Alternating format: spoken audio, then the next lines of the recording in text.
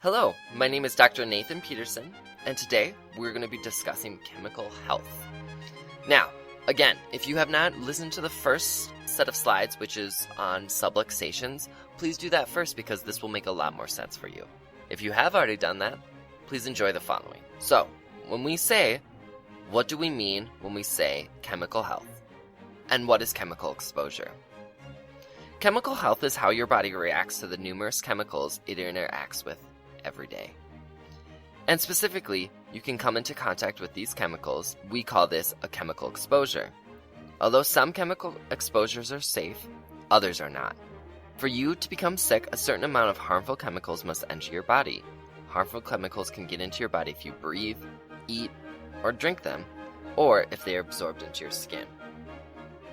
Now, we're talking about subluxations, and how can chemical stress or chemical problems cause a subluxation? Chemicals enter our body every day. Certain chemicals contribute to increase in pain, stress, cause low energy, weight gain, or many other issues. There are many ways in which our bodies are invaded by these chemicals.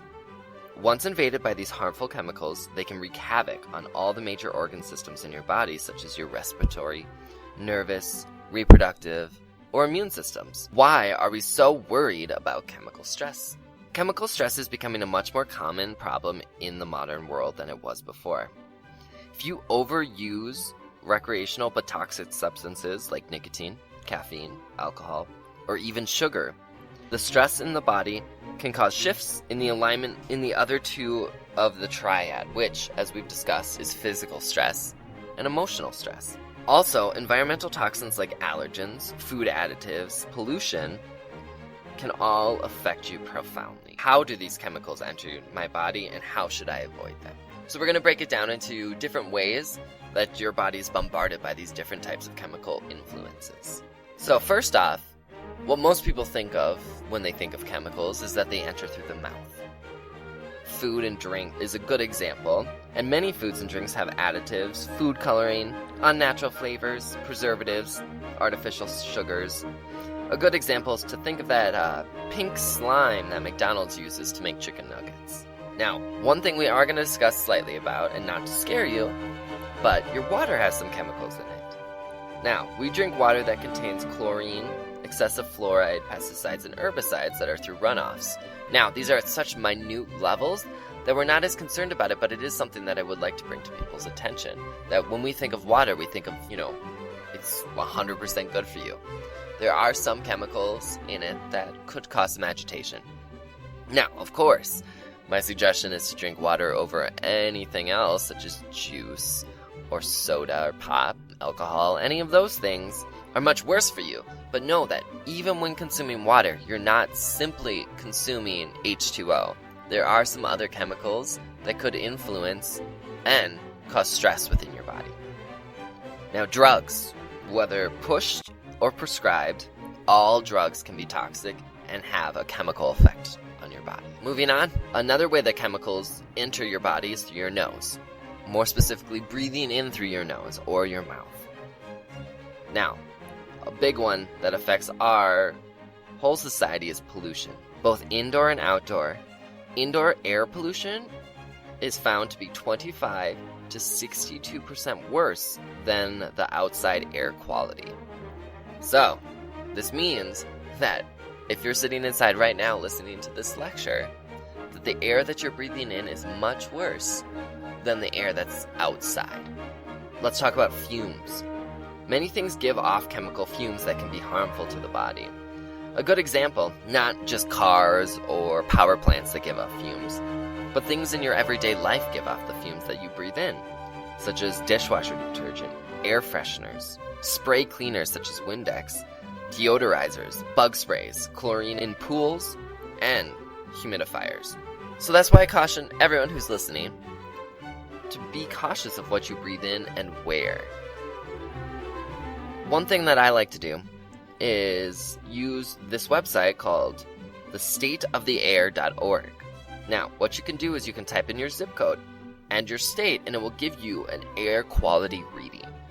So here in the Denver area, the air quality reads at about a C. The Front Range keeps some of the pollution down here in this little valley as opposed to, dispersing it.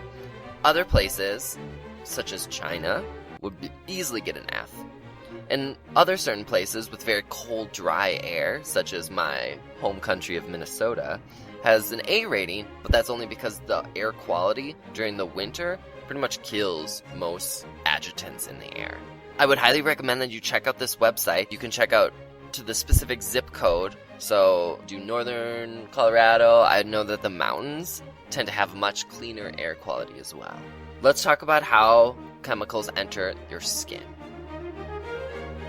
So, toxic chemicals are hiding in many unnatural cosmetics, lotions, and sunscreens. I've compiled some of the most important chemicals to avoid that are the most likely to cause adjutants and tend to be in the most common products. So, the first one we're going to talk about is sodium lyl sulfate.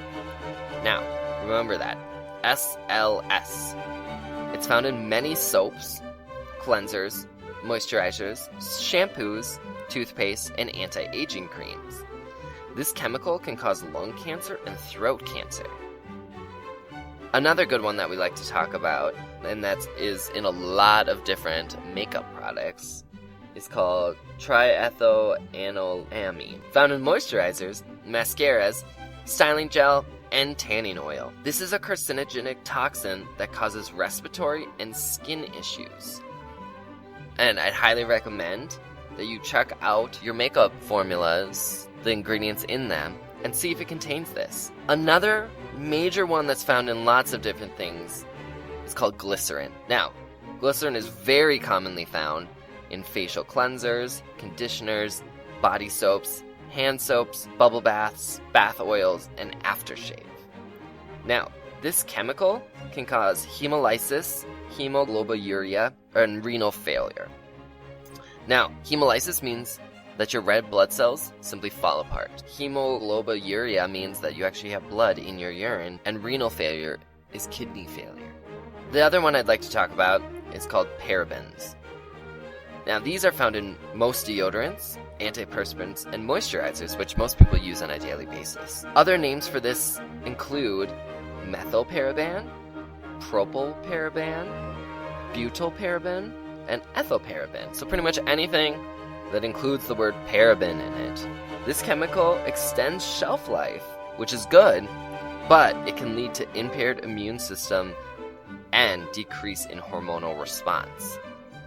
All bad things.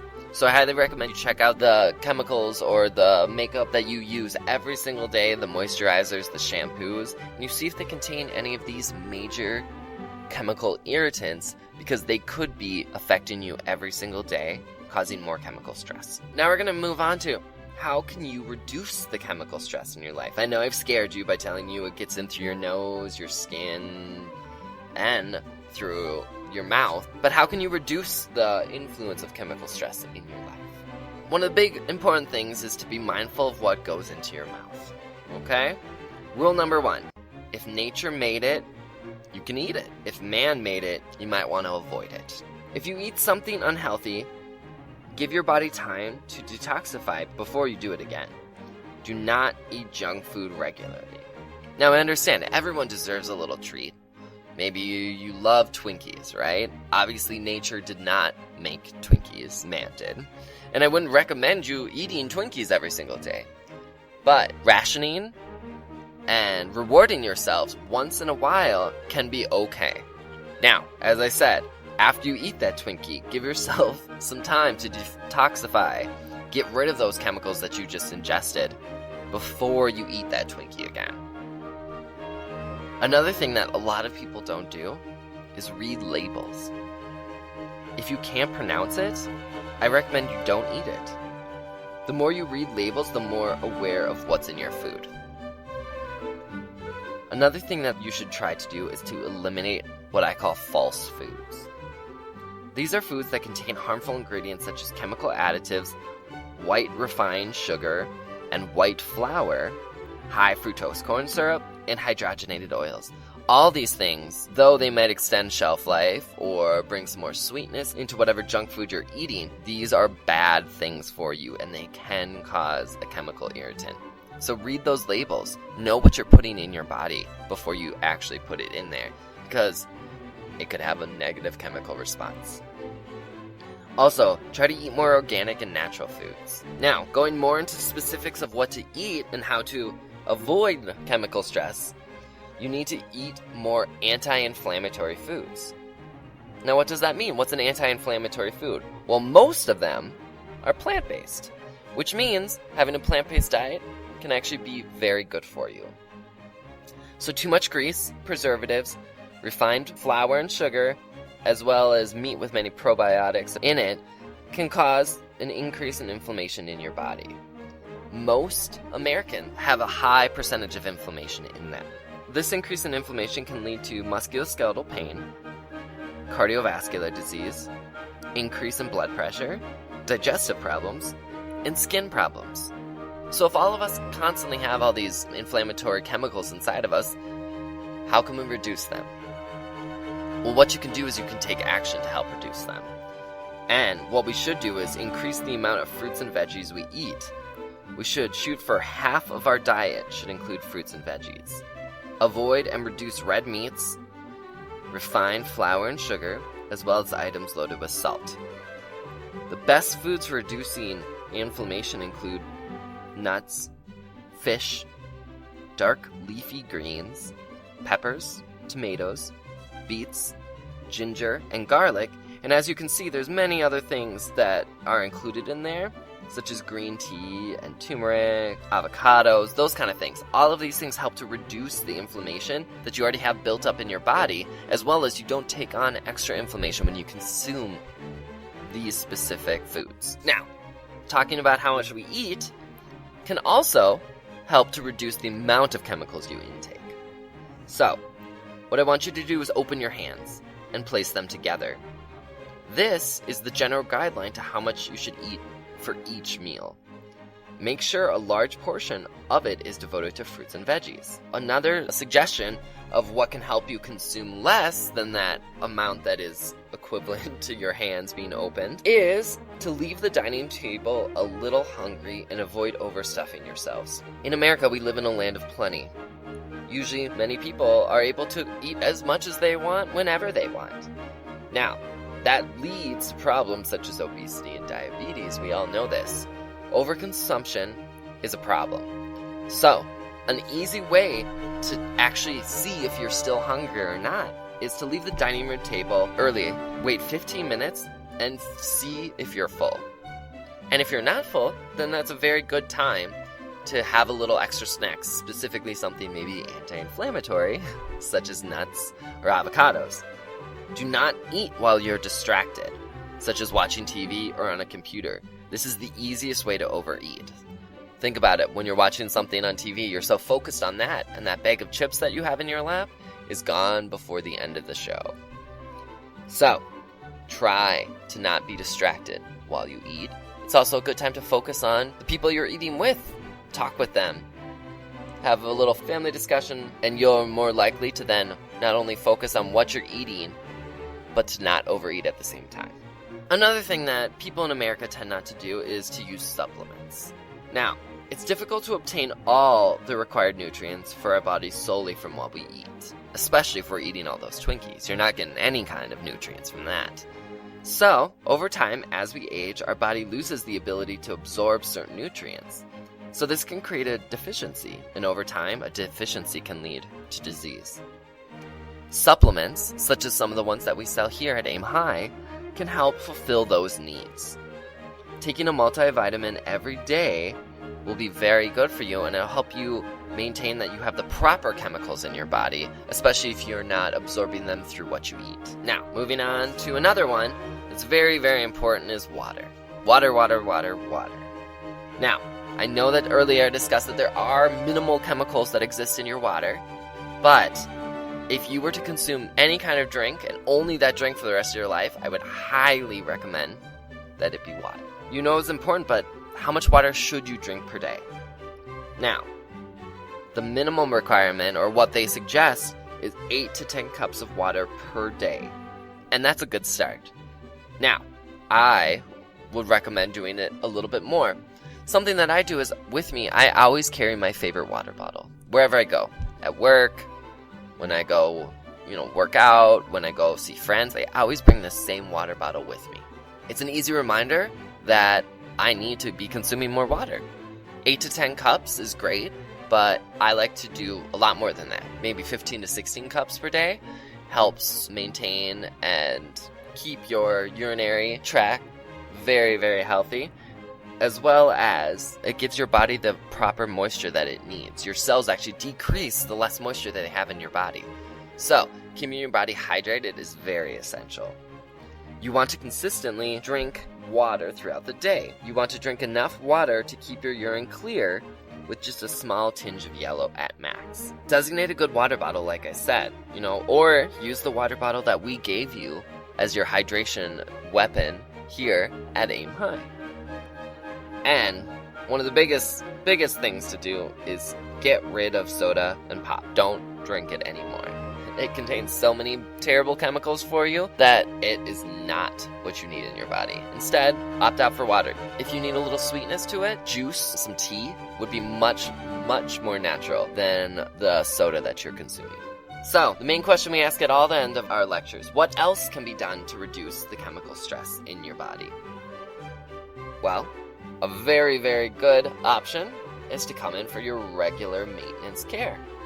As we discussed before, maintenance care is once you've completed your full treatment plan that the doctor moves you to what we call maintenance care.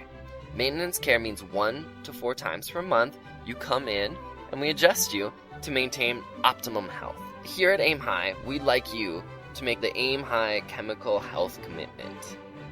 I would like you to read your food labels and avoid anything that you cannot pronounce. You should eat more anti-inflammatory foods, as I listed earlier. You should drink at least 8 to 10 cups of water per day at the minimum. You should become more aware of what you consume, what you put on your skin, and what you breathe. And last but not least, but you will maintain proper health with your spine by coming in for maintenance care at least 1 to 4 times per month. Thank you very much.